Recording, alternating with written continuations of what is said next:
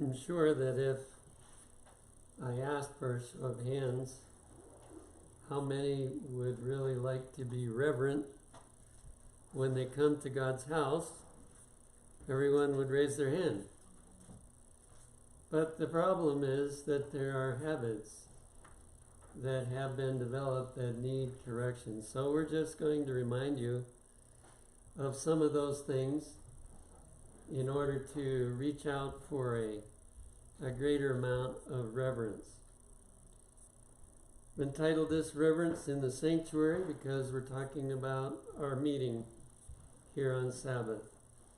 The angels say, "Holy, holy, holy, Lord God Almighty." And in Leviticus 19 verse 30 we're told, "Ye shall keep my Sabbaths," but then there's something that goes along with it, "and reverence my sanctuary." And although we don't have the kind of sanctuary that they had in those days, that was still an object lesson of how we are to treat this sanctuary, where God meets with us from week to week. It's actually a matter of the third commandment, if we understand that commandment correctly. In Exodus 20 verse 7 we're told, "Thou shalt not take the name of the Lord thy God in vain." Have you ever thought about a lack of reverence, taking God's name in vain? None of us would swear, I'm sure, but there is another dimension of not breaking this commandment, and that is in practicing reverence. "For the Lord will not hold him guiltless that taketh his name in vain." In other words, he'll be fair, but he can't pass by. He does forgive us when we seek him for it, but other than that, he cannot pass it by. We don't ask for forgiveness. And in Patriarchs and Prophets, page 307, it comments on this commandment.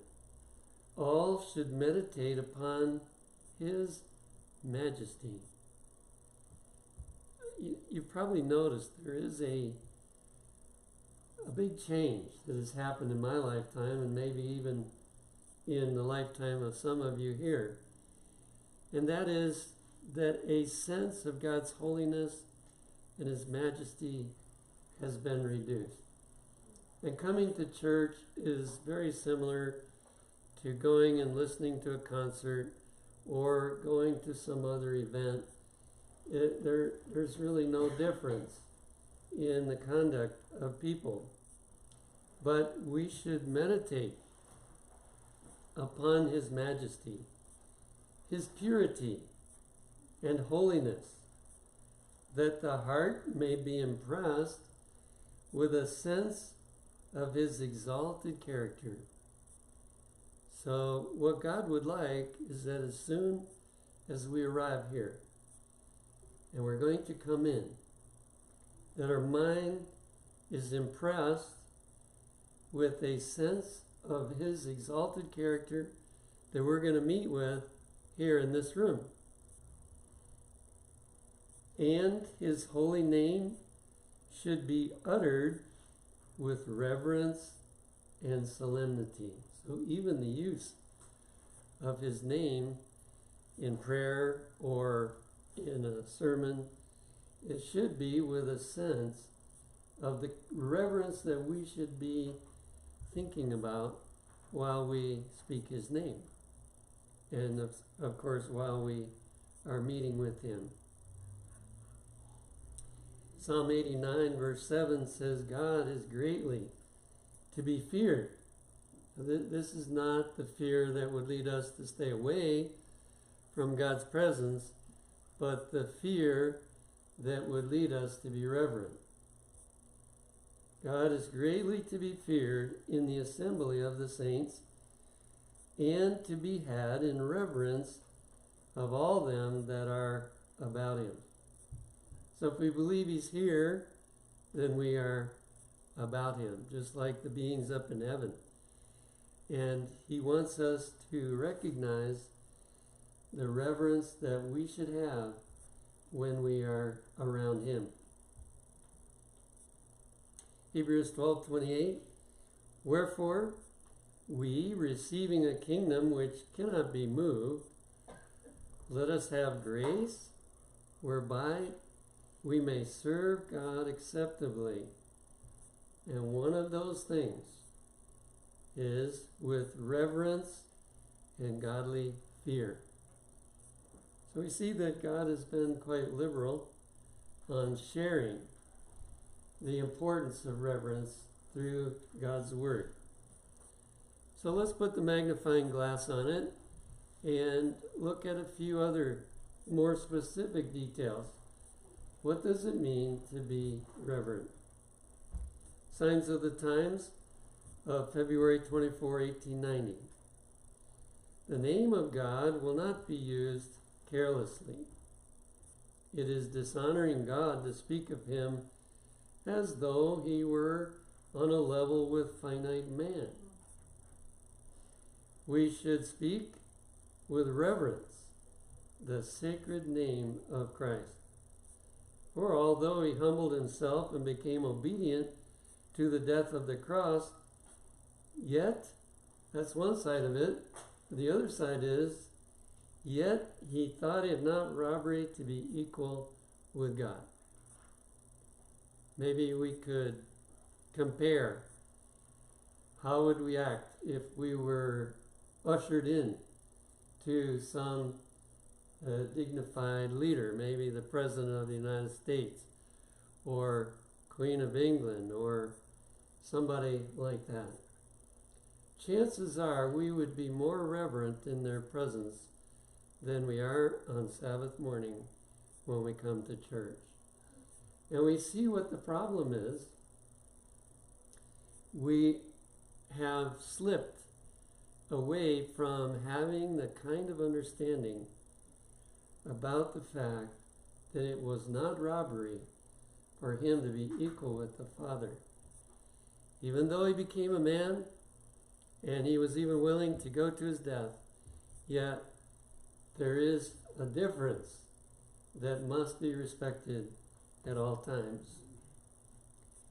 If we understood that, it says, let us take this precious name upon our lips with profound reverence. Well, if we're even to do that when we speak his name, certainly we should do it in God's house.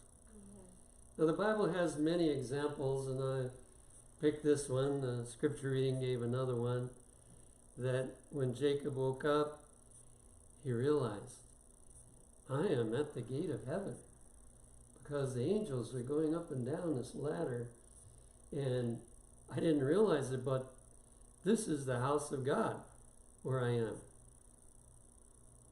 Here's another one at Mount Sinai. And the Lord said unto Moses, go unto the people and sanctify them today and tomorrow, and let them wash their clothes and be ready against the third day. For the third day the Lord will come down in the sight of all the people upon Mount Sinai. Now, the preparation would help them to be reverent when that took place, when they were going to meet with God. And of course we do usually prepare on Friday, although it's best to do some preparation every day of the week so that Friday is not a crazy day and we're all wiped out when the Sabbath falls. But the preparation should help us to remember we're going to meet with God, the God of the universe, who knows everything, who can do anything, and who will deal with those that do not respect him. And thou shalt set bounds unto the people round about, saying, take heed to yourselves that ye go not up into the mount, or touch the border of it, So Moses was directed to put a fence around the area where the people were going to be, and they were warned, don't cross that fence. Don't even touch the fence. Whosoever toucheth the mount shall be surely put to death. I'm sure we can be thankful that when we manifest irreverence in God's house, that we don't die because of it. But here, God was very clear to make it plain that if you don't reverence me, I'm coming down to meet with you. If you don't reverence me, you're going to die. There shall not an hand touch it, but he shall surely be stoned or shot through, whether it be beast or man. Now I'm sure in today's world people would think, wow, terrible God that would do those kind of things. No, it's the other way around. We are the ones that need correction because we have seen so much irreverence that has become second nature to us, and we don't really think about it. It's not that we're purposely trying to be irreverent, probably, but we just aren't thinking about it enough. And so here we have this statement of the true facts, and it was 100 years ago when this was said, but it hasn't changed any. Child Guidance, page 541. It is too true that reverence for the house of God has become what? Almost extinct. In other words, where can you go and see an object lesson of the kind of reverence that belongs in the house of God? Sacred things and places are not discerned. The holy and exalted are not appreciated. Is there not a cause for the want of fervent piety in our families? Now notice the connection. The way we live our life at home is the reflection of how we act when we come to the house of God. And so if the reverence doesn't exist properly in God's house, then in our homes we have less piety. And we may long for a revival, but many are not getting the revival that they would hope to have. And reverence is the key. Is it not because the high standard of religion is left to trail in the dust? God gave rules of order, perfect and exact, to his ancient people. Has his character changed? Well, we know it hasn't. And so those rules that he gave to his people of old are to still govern us today as we come to the house of God. Is he not the great and mighty God who rules in the heaven of heavens? Would it not be well for us often to read the directions given by God himself to the Hebrews, that we who have the light of the glorious truth shining upon us may imitate their reverence for the house of God? I'm sure it's talking about what we read, of how they were to conduct themselves in the mount as God would come down to meet with them. We have abundant reason even to be more thoughtful and reverential in our worship than had the Jews. Now with them, there was a long time before Jesus would come, and probation would close, and then he would come. It's a long time. But for us, it's a very short time. And therefore, and we also have more light on the importance of reverence and how we should conduct ourselves. I hope some of you did some reading on reverence this past week, because it will help a lot to make this sermon effective. But an enemy has been at work to destroy our faith in the sacredness of Christian worship. So the question is, are we listening to Satan or to Jesus the most? Satan is trying to break down our sense of the importance of reverence, and God is trying to elevate our sense of reverence as we come together.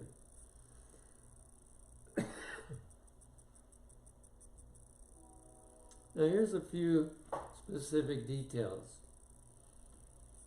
In Review and Herald of April 14, 1885, it says, especially should they be taught to reverence the house of worship.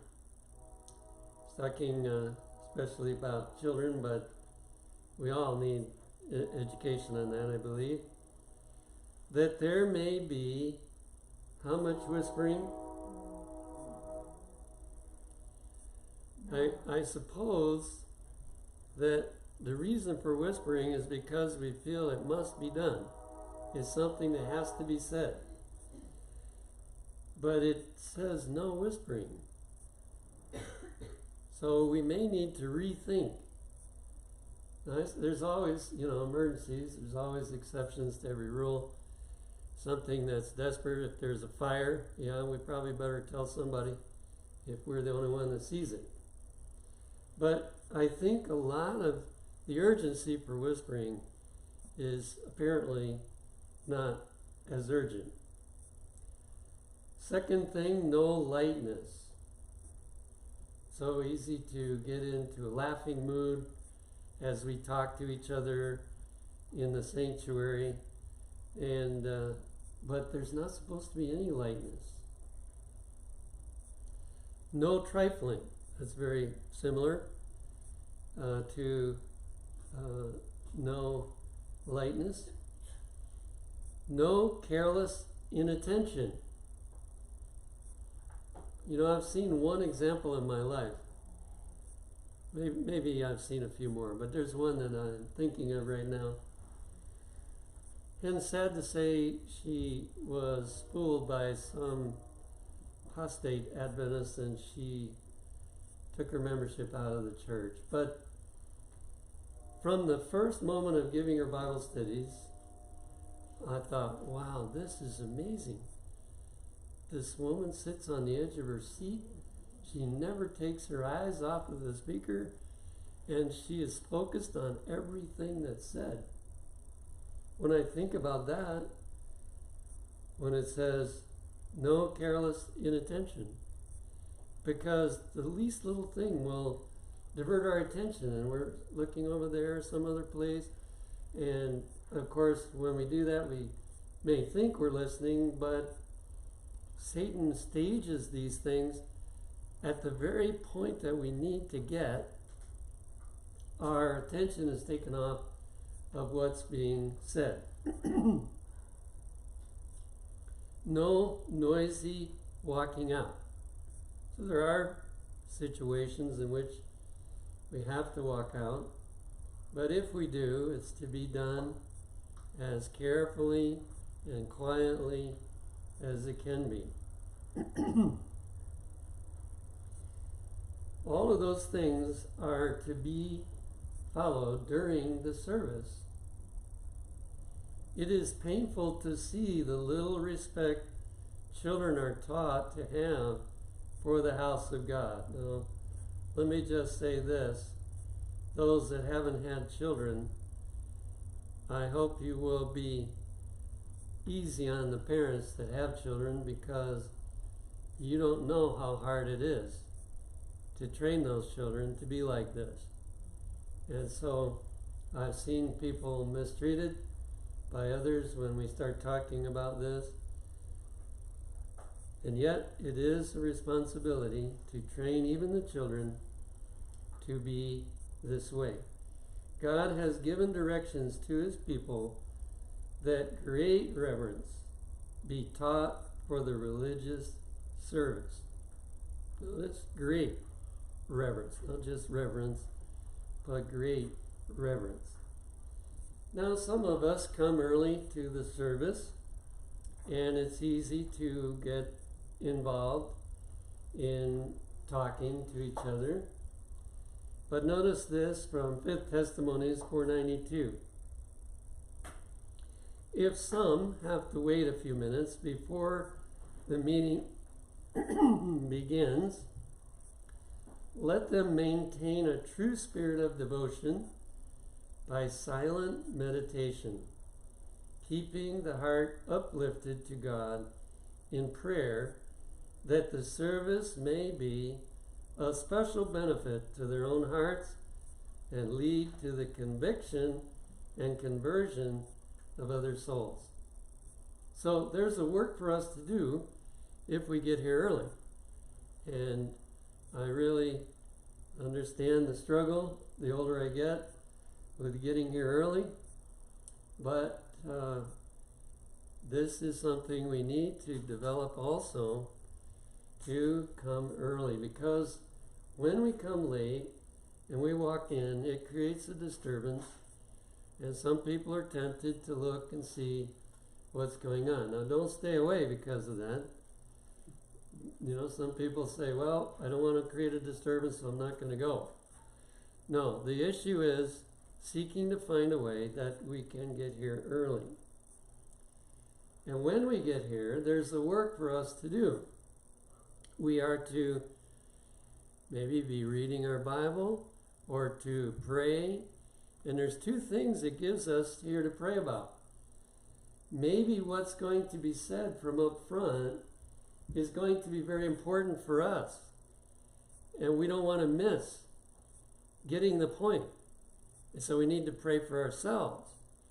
The second thing we need to pray for, we don't know who all is coming here and what God may want to do here today. And so we need to pray for the others that are going to be coming to the church, that they will receive the blessing that they need, and nothing will hinder that blessing. They should remember that heavenly messengers are in the house. We all lose much sweet communion with God by our restlessness, by not encouraging moments of reflection and prayer. So, we may have some struggles to conquer some of these things because they've gone on so long that they become habits. And, you know, nobody's going to jump on anybody, I hope, for it. Maybe a reminder occasionally would be helpful. But we just need to recognize that we all have to break some habits. And habits don't break easy, but the end result will be wonderful if we get those habits broken, so that we're no longer restless. You know, I had to learn carefulness as a young person, because I was going to school and I had to pay my own way. And so I had to work. Therefore, I didn't have study time like the other students did, most of them. So what I learned I needed to do was to listen in class very carefully. And I made notes and I listened in class. And by the way, that's a good way to help keep our attention on things, to make notes. And I was able to pass my test based on listening in class with very little outside study. So I know that it really does pay off. But I've probably slipped since then and need to come up on that one also. The spiritual condition needs to be often reviewed and the mind and heart drawn toward the Son of Righteousness.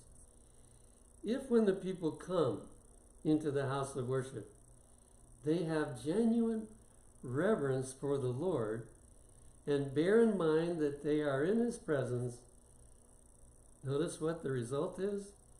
There will be a sweet eloquence in silence. many of us have gotten used to having something going on all the time. But we haven't learned the sweet eloquence there is in silence. That's when God can speak the best, when there's silence. And he can talk to our minds and impress us with things.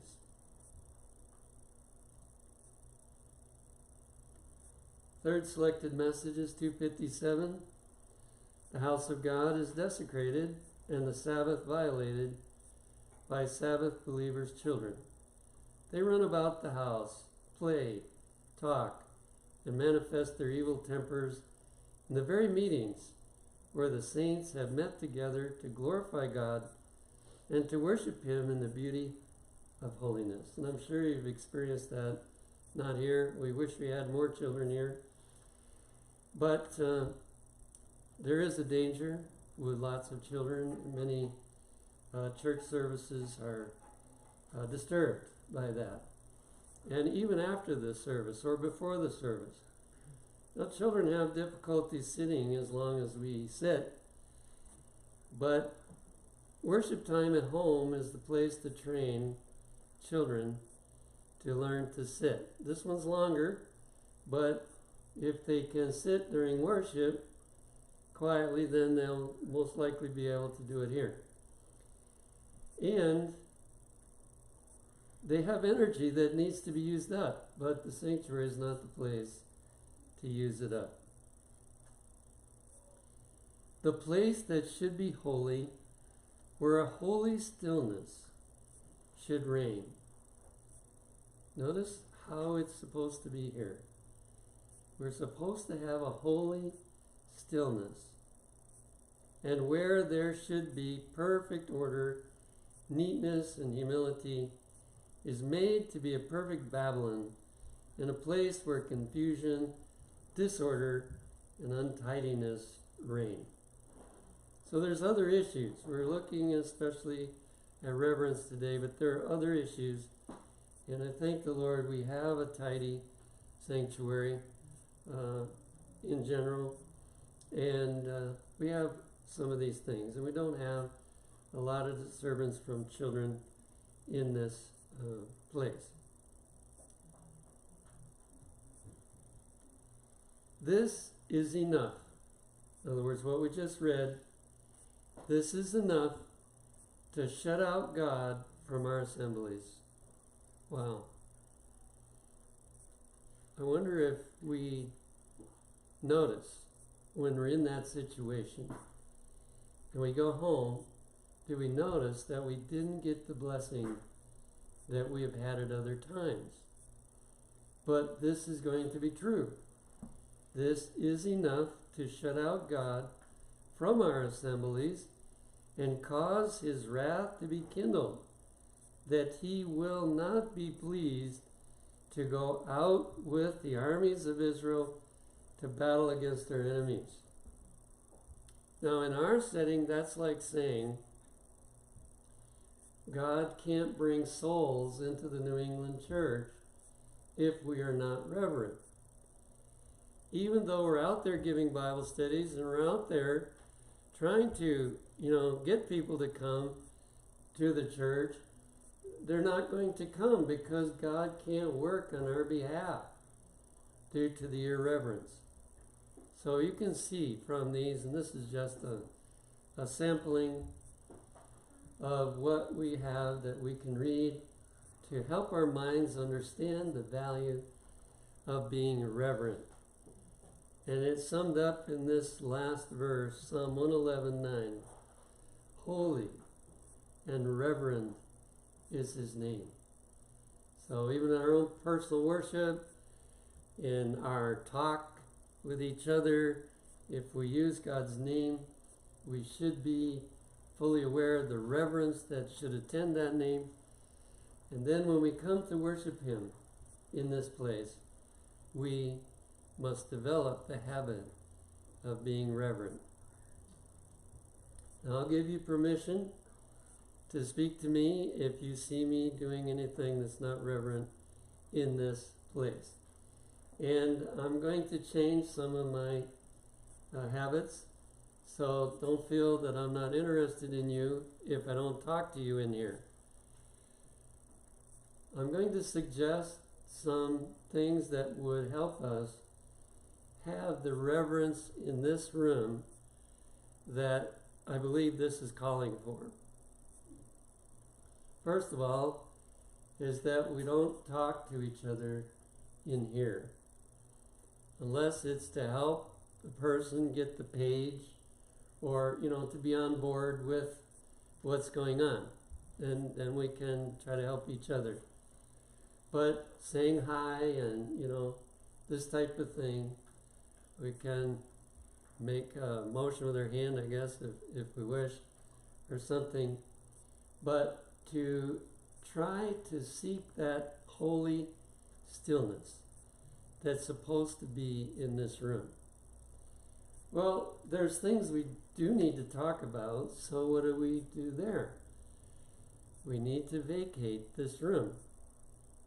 Tap someone on the shoulder, ask them to come, and we're a little bit limited in the back of the church with such a small foyer. So all we can do is say, well, the mother's room's available unless there's a mother in there, and the foyer is available. And if there's more people that need to talk to each other, then the only other option we have is to go around into the back. Or if it's short, you can step outside. There's very few Sabbaths that are so cold you can't spend a few minutes outside.